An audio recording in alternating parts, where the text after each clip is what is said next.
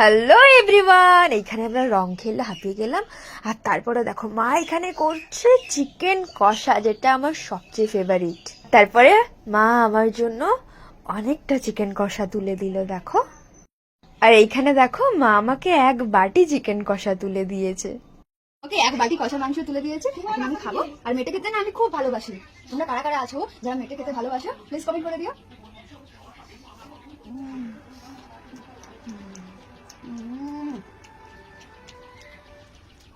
গরম। আমি এখন স্নান করিনি, কষা মাংসটা খেয়ে নিলে তারপরে স্নান করবো।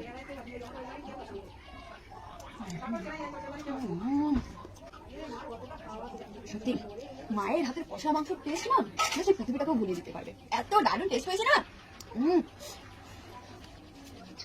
এখানে আমি চিকেন কষা খেতে থাকি। তোমাদের সবাইকে হ্যাপি হোলি।